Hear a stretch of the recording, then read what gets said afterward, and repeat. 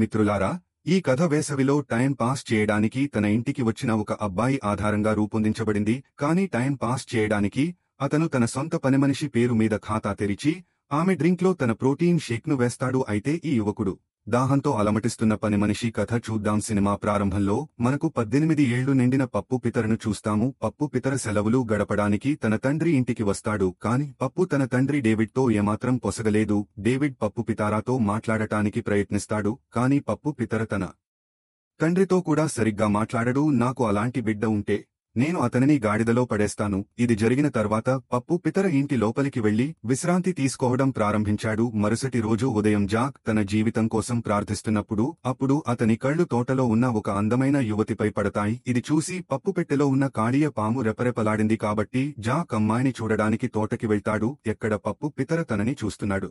అప్పటికి అతని నాన్న కూడా అక్కడికి వచ్చారు. కొడుకు అంతగా తదేకంగా చూడాల్సిన అవసరం లేదని పప్పు పితరతో చెప్పాడు. ఇది సోఫియా, మా ఇంటికి కొత్త పనిమనిషి. అప్పుడు డేవిడ్ ఈ ఇతర వ్యక్తికి పప్పు పితర మరియు సోఫియాలను పరిచయం చేస్తాడు. ఆ తర్వాత పప్పు పితర తన కెమెరాను తీసుకుని ఫోటోలు తీయడానికి బయటకు వెళ్తాడు. ఎందుకంటే పప్పుకి ఫోటోలు తీయడం అంటే చాలా ఇష్టం. పప్పు పితర ఇంటికి తిరిగి వచ్చినప్పుడు అతను మళ్లీ సోఫియాను కలుస్తాడు. అక్కడ ఇద్దరూ ఒకరితో ఒకరు మాట్లాడుకోవడం మొదలుపెట్టారు. సోఫియా అతని గురించి పప్పు పితారాని అడగడం ప్రారంభించింది. కాబట్టి పప్పు పితర కూడా సోఫియాతో తన చిన్నతనంలోనే తన తల్లి చనిపోయిందని మరియు అతని తండ్రి మళ్లీ పెళ్లి చేసుకున్నాడని చెప్పడం ప్రారంభిస్తాడు. కాని పప్పు పితరకు తన సవతి తల్లి అంటే అస్సలు ఇష్టం ఉండదు. అందుకే ఆమె డేవిడ్తో సరిపెట్టుకోదు. సోఫియాకి ఇది వినడం ఇష్టం లేదు. దీని తరువాత మరుసటి రోజు పప్పు పితర ఫోటోలు తీయడానికి మళ్లీ బయటకు వెళ్తాడు. పప్పు పితారతో సరసాలాడటం ప్రారంభించిన పప్పుతో మాట్లాడటానికి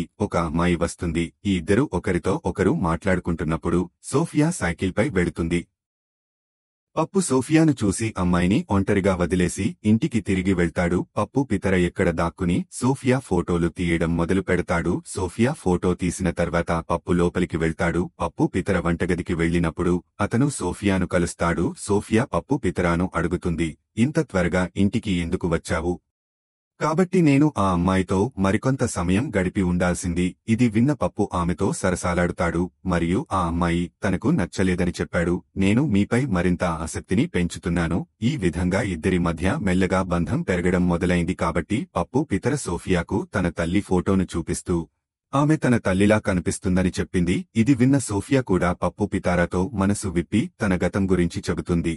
తను 18 ఏళ్ల వయసులో అనుకోకుండా గర్భం దాల్చింది. దీంతో ప్రియుడు ఆమెను వదిలేశాడు. ఆ తర్వాత ఆమె ఒక బిడ్డకు జన్మనిచ్చింది.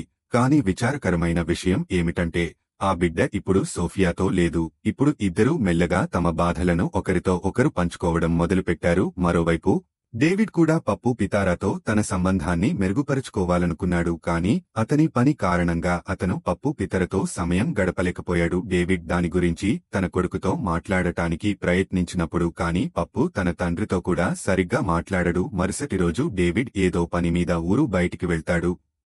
దీంతో పప్పు సోఫియా ఇంట్లో ఒంటరిగా ఉన్నారు. సోఫియా పప్పుతో, హే చేదుమాల్, మీ నాన్న నిన్ను చాలా ప్రేమిస్తున్నాడని చెప్పింది. అందుకే వారితో ప్రేమగా మాట్లాడాలి. కాని పప్పు పితారా సోఫియా చెప్పిన దానిని పెద్దగా తీసుకోకుండా తన గదిలోకి వెళ్లి పడుకున్నాడు. పప్పు నిద్రపోతున్న సోఫియా ఫోటోను జూమ్ చేయడం ప్రారంభించాడు మరియు సోఫియా వైపు చూస్తూ అతను తన ప్రోటీన్ను నీళ్లలా చిందించాడు. మీరు ప్రతిరోజు షెడ్ ఇది హాట్ గర్ల్ కనిపించదు మరియు ప్రోటీన్ అయిపోయింది మొదట.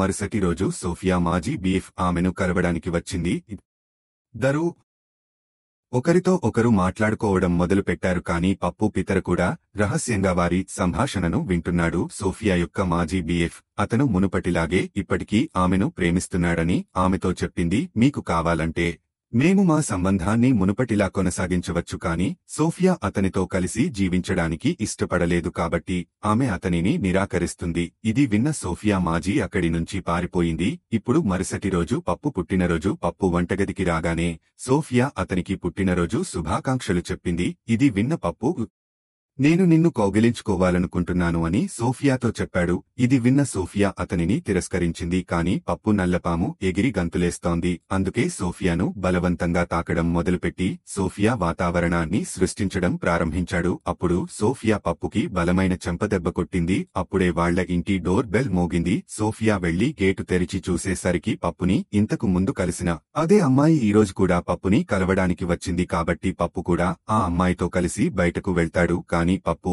ఆ అమ్మాయిపై పెద్దగా ఆసక్తి చూపలేదు. అందుకే అమ్మాయిని వదిలేసి త్వరగా ఇంటికి వస్తాడు. ఇంటికి వచ్చిన తర్వాత సోఫియా ఒంటరిగా కూర్చుని ఏడుస్తూ ఉండడం పప్పు చూశాడు. కాబట్టి పప్పు అతని దగ్గరకు వెళ్లి అతనిని శాంతింపజేయడానికి ప్రయత్నిస్తాడు. మరియు నేను మీ కొడుకులాంటి వాడిని మరియు నేను నిన్ను కౌగిలించుకోవాలని కోరుకుంటున్నాను అని చెప్పాడు. ఇది విన్న సోఫియా కూడా పప్పుని కౌగిలించుకోవడానికి అంగీకరించింది. అప్పుడు పప్పు సోఫియాను కౌగిలించుకున్నప్పుడు అతను సోఫియా వేణువును ప్లే చేయబోతున్నట్లుగా ఉంది మరియు అతను సోఫియాను వేర్వేరు ప్రదేశాలలో తాకడం ప్రారంభిస్తాడు. ఇదంతా సోఫియాకు చాలా రిలాక్స్ గా అనిపించేలా చేసింది. అందుకే ఆమె కూడా పప్పును తాకడానికి నిరాకరించదు. సోఫియా గుహలో పప్పు పేలబోతుండగా సోఫియా పప్పుని తోసేసి వెళ్లి ఒంటరిగా కూర్చుంది. పప్పు కూడా తన డ్రమ్ వాయించడానికి అతనిని అనుసరిస్తాడు. కాని సోఫియా మాత్రం నేను నీ తల్లిలాంటి వాడిని అని చెప్పింది. మీరు నన్ను ఇలా చేయలేరు మరియు నేను మీకంటే చాలా పెద్దవాడిని మరియు ఇదంతా తప్పు.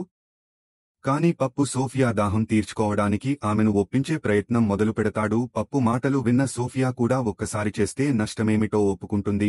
ఆ తర్వాత పప్పు సోఫియా గుహను పేలుడు తర్వాత సోఫియా మీ నాన్న నిన్ను చాలా ప్రేమిస్తున్నాడని పప్పుకి వివరించడం ప్రారంభిస్తుంది. అందుకే నాన్నతో చక్కగా మాట్లాడాలి. మరుసటి రోజు సోఫియా వంటగదిలో పనిచేస్తోంది. కాబట్టి పప్పు వెనుక నుండి వెళ్లి సోఫియా వద్దకు వెళ్లి వాతావరణాన్ని సృష్టించడం ప్రారంభించాడు. అప్పుడు పప్పు నాన్న కూడా ఇంటికి వస్తాడు. దాంతో సోఫియా త్వరగా తన బట్టలు సర్దుకుని తన పని చేయడం ప్రారంభించింది. డేవిడ్ ఇంటికి వచ్చి పప్పుకి పుట్టినరోజు శుభాకాంక్షలు తెలిపి అతనికి బహుమతి ఇచ్చి పప్పుని తనతో డిన్నర్కి రమ్మని అడుగుతాడు. కాని పప్పు కోపం తెచ్చుకుని డేవిడ్కి భోజనాన్ని నిరాకరించి అక్కడి నుండి వెళ్లిపోతాడు. అప్పుడు సోఫియా పప్పు పితారా వద్దకు వెళ్లి బెచో మీ నాన్న నిన్ను చాలా ప్రేమిస్తున్నాడని అతనికి వివరించడం ప్రారంభిస్తుంది. నువ్వు వెళ్లి అతనితో చక్కగా మాట్లాడాలి. ఇది విన్న పప్పు పితర తన తండ్రితో మాట్లాడటానికి వెళ్తాడు. డేవిడ్ తాగుతున్న చోట పప్పుకి కూడా డ్రింక్ ఇచ్చాడు. అతిగా తాగిన తర్వాత ఇద్దరూ తమ భావాలను పంచుకోవడం ప్రారంభించారు. తోడి తాగి మాట్లాడటం మొదలుపెట్టినట్లు అమ్మను ప్రేమించినందువల్లే మళ్లీ పెళ్లి చేసుకోలేదని పప్పు తండ్రి చెప్పాడు. అలా కాకుండా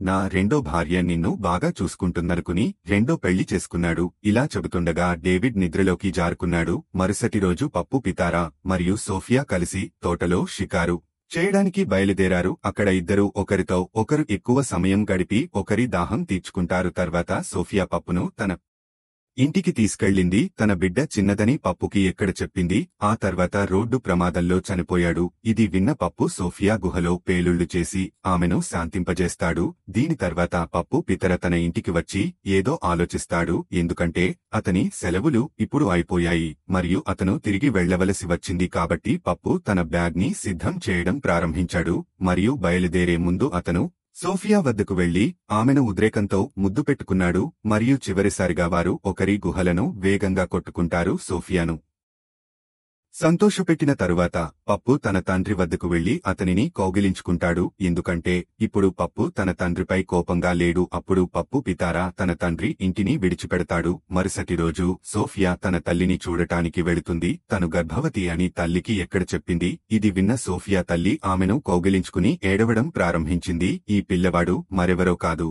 సోఫియా గుహలో తన పెట్టెను తెరిచిన పప్పు పితర బిడ్డ అని ఇక్కడ మనకు తెలుసు. మరియు ఇది సినిమాకి సుఖాంతం అవుతుంది. తదుపరి ఎపిసోడ్ను చూడటానికి ఛానెల్కు సబ్స్క్రైబ్